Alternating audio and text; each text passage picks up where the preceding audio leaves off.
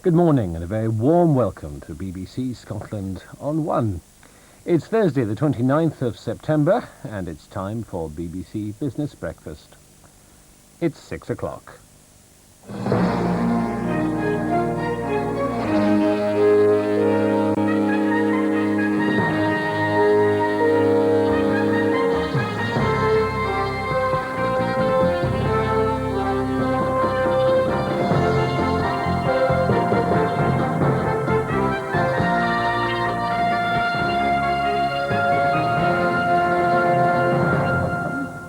Good morning and a very warm welcome this Michaelmas Day. You're watching Business Breakfast. Coming up, your morning briefing on all the business and the other news. Plus your local news, the weather and the latest sport.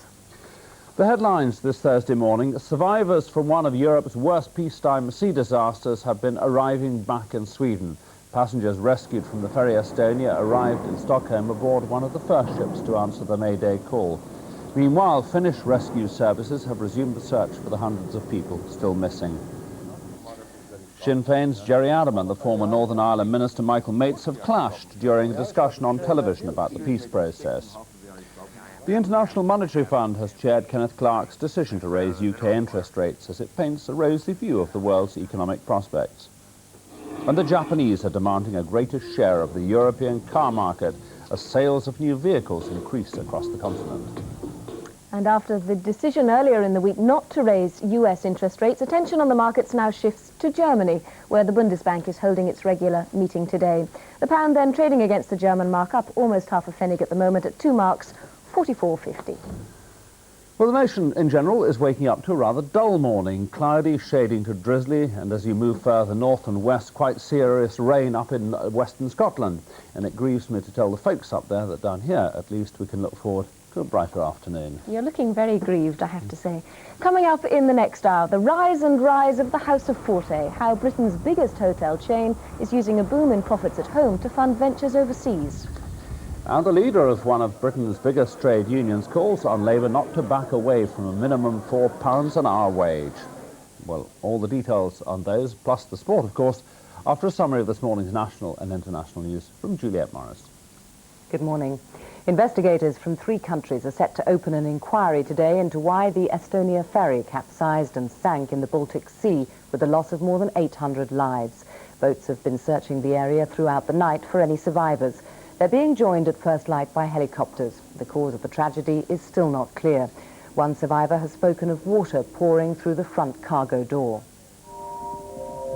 As the grieving process begins, relatives of those lost at sea seek comfort.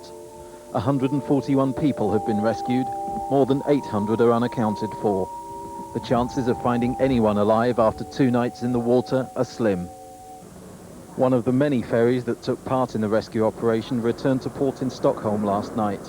Ambulances were on hand to take survivors to hospital. Passengers told of their condition. The survivors knew that something was happening right away and managed to get into the water, or at least a place where they could get into the water quickly. Most of them were in shock. Later this morning, the rescue services will return to the area where the Estonia sank. This man was one of the lucky ones, plucked from a life raft after hours exposed to the elements. Many are hoping, but few are expecting the miracle of more people being found alive. The Sinn Féin leader Gerry Adams and former Northern Ireland Minister Michael Mates have taken part in a heated face-to-face television debate. Following last month's announcement of a ceasefire by the IRA, the British government gave special clearance for the debate, the first of its kind. It was recorded in New York, where both men are visiting. The debate generated rather more heat than light. At the discussion's core was the issue of consent. Who decides Ireland's political future? Let's look forward to when we can have a rational discussion about the future of Ireland decided by the people of Ireland ourselves, free of the interference of the British. Well, now that is exactly what we're working for. And now you're coming to the time. That's good. Now you're coming to the time when Mr. Major and Albert Reynolds and President Clinton have all agreed with one fundamental concept. The consent of the people of Northern Ireland must be given to any change in the Constitution. Television debates rarely change political situations, but this one was a taste of things to come and a serious indication of how things have changed in a few short weeks. Signalling workers will be balloted today on the pay deal negotiated by leaders of the RMT union. The result will be announced Friday evening, and there are signs that a pay strike planned by London Underground workers for tomorrow could be postponed for a week to enable further talks to be held. 5 men from Dorset will appear in court this morning after they were arrested on suspicion of committing sexual offences with teenage boys. The men, who are unemployed and aged between 29 and 52, will appear before Bournemouth magistrates charged with offences involving juveniles. The charges follow a joint investigation by police and social services. The Russian leader Boris Yeltsin leaves Washington later today after his 2-day summit with President Clinton. They both spoke positively of the maturing relationship between their countries. The summit ended with an agreement to speed up the dismantling of thousands of long-range nuclear weapons. They also agreed to expand measures to combat the smuggling of nuclear materials. And those were the main news stories at 6:05. Now back to Paul. Thanks very much, Juliet.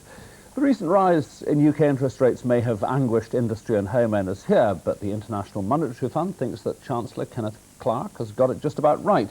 In its latest economic report, the IMF applauds the increase and warns that the authorities may have to do still more to keep growth and inflation under control. Our North America business correspondent, Richard Quest, is in Madrid this week, where the finance ministers and the central bankers of the world meet under the auspices of the IMF to deliberate where the global economy is going. It's the most promising forecast for years. Certainly the first time the IMF has raised its economic predictions upwards this decade. In Britain's case, growth in 1994 is predicted to be 3.3%. That's ahead of the Chancellor's own earlier predictions. And with such strong growth and the possibility of inflationary pressures, the IMF has noted with approval the rise in interest rates in Britain and the United States. It is important, if we are to have a sustained and durable expansion in the industrial countries, for monetary policy to begin to move in advance of actual increases in inflation. Overall, this report will be very welcome news for the Chancellor. The message from Madrid is clear. Having been savaged by his critics for the increase in interest rates, the IMF implicitly endorses the action and indeed warns that further moves should and could be ahead. But the IMF warns governments like Britain not to squander the achievements since the recession by increasing government spending and delaying significant cuts in the budget deficit. That's something Mr. Clarke has said is a priority. For the other countries, the outlook seems to be equally optimistic. Developing nations overall should grow by 5.6% in 1994. But the bulk of this comes from Asia. Africa is still struggling to maintain economic growth, the IMF notes. For the Eastern European nations, the picture is decidedly mixed. While Poland and the Czech Republic are growing, Russia is expected to contract by 12%. And the IMF reminds those countries still deciding on transitional moves not to postpone the achievements of putting forward difficult choices. So a full week of meetings are about to begin here in Madrid, including, of course, the important G7 on Saturday and the Interim Committee on Sunday. That's the steering body of the IMF. There, the main talking point will be the plan to increase the capital of the fund by some $53 billion. It's an issue that's guaranteed to create dissent. A full week of meetings here in Madrid. We'll be here to cover them all. Richard Quest, so don't miss it. Now, the New York and London stock markets extended Tuesday's rallies yesterday, with dealers clearly relieved that the US interest rates were not on the up again. The Dow Jones ended up 15 at 3,878. And over here, the 100-share index up 30 points at 3,038. Attention now switches to Germany, where the country's central bank is holding its usual fortnightly meeting today. The pound then trading against the German mark, up almost half a pfennig on last night's London close at 2 marks 44.55.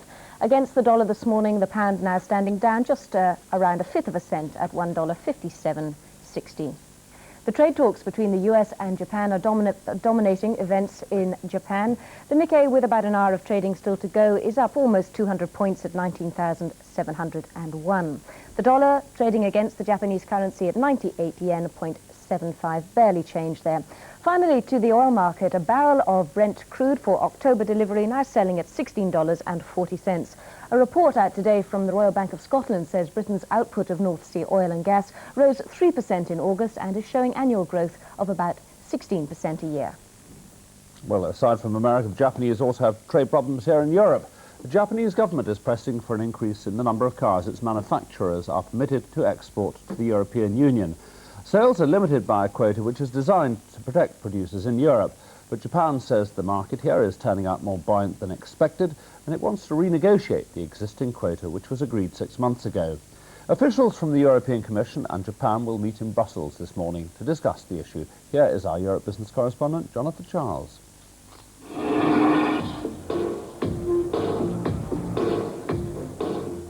The Japanese are sparing no effort, determined to take advantage of what they see as the more buoyant European car market. At the Brussels Motor Show, the latest range was on display, but at the moment, Japan is allowed to export fewer than 1 million vehicles a year to Europe. The number's limited by voluntary agreement, but the European Commission is willing to discuss Japanese demands for an increase. We need to make sure that, because the European car market is fairly fluid, that our arrangement with the Japanese that maximizes their ability to export to Europe can actually respond as flexibly to that, according to which way demand is going. The big European car makers like Mercedes are having a better 1994 than they expected originally. But although production lines are busier, the companies say recovery is fragile after 2 years of slump, and they don't want the Japanese to get a stronger foothold. The market is slightly more buoyant. We originally forecast about 2 to 3% at the beginning of the year. It's now up to 4.7% through the end of August. However, we do not expect this recovery to last through the end of the year. It's very fragile. The Japanese request has surprised many. The number of their cars sold in Europe hasn't reached the existing quota level yet, agreed earlier this year. The strength of the yen has made vehicles from Japan more expensive to buy recently, and fresh negotiations seem premature. Some manufacturers, including Honda in Belgium, appear happy with the current limits as well. I'm responsible for the Belgian market itself, and Belgium is free to import as far as if it is within the total quota allocated to each makes. And I myself haven't got any, I'm comfortable. I can get as much as I want.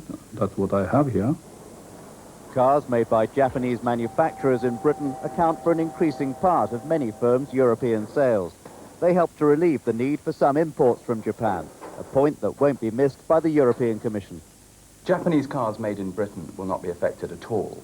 Certainly not affected in the annual discussions that we have with the Japanese. They can produce as many as they want in Britain. They themselves have made their own forecasts of how many Japanese cars they think they're going to produce in Britain by the end of the century, but that's very much their affair. In the year-on-year discussions, they're not affected at all.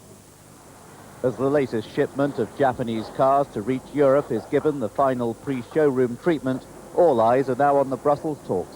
Japan may well be granted a larger quota, but the Commission will want to act cautiously, worried about flooding a delicate market. Now some of the other main business stories. The leader of one of Britain's largest trade unions has again called on the Labour Party to back a minimum wage of at least £4 an hour. The Transport and General Workers Union leader, Bill Morris, said the figure merely updated the amount on which Labour went into the last general election. The minimum wage issue is expected to be the subject of hot debate at next week's Labour Party conference in Blackpool. Meanwhile, in a newspaper interview in today's Scotsman, Tony Blair says a future Labour government would not be tied by a conference decision setting a minimum hourly rate. The European Commission has withdrawn plans which would have restricted Britain's fishing fleet to about 80 days at sea each year. Frustrated EU officials told member states to draw up their own proposals after running into a wall of protest led by Britain and Ireland. The Fisheries Minister, Michael Jack, described the plans as having the smell of stinking fish about them. He now has until November to put forward Britain's alternative proposals. President Clinton has threatened to keep the US Senate in special session this autumn in order to push through sweeping trade legislation. His threat followed comments by the Senate Commerce Committee Chairman, Ernest Hollings, that there was no chance at all of a vote on a bill to implement the GATT World Trade Pact before adjourning at the end of next week. A delay would threaten the creation of the new World Trade Organization, which is due to supersede GATT in January. Excuse me. The Walt Disney Company has announced it's scrapping plans for a £430 million US history theme park near Washington, following fierce opposition from environmentalists. Critics had argued that the proposed Disney America park near Manassas, Virginia, would spoil a rural region by bringing in too much traffic and so distracting from other real historic sites, including a nearby Civil War battlefield. Just coming up to 6:15, you're watching BBC's Business Breakfast. Let me give you this morning's news headlines. Survivors from Europe's worst peacetime sea disaster have been arriving back in Sweden. Passengers rescued from the sinking ferry Estonia arrived in Stockholm aboard one of the first ships to answer the Mayday call. Meanwhile, Finnish rescue services have resumed the search for the hundreds of people still missing. No one is expected to have survived. And Sinn Féin's Gerry Adams and the former Northern Ireland Minister Michael Mates have clashed during a televised discussion about the peace process.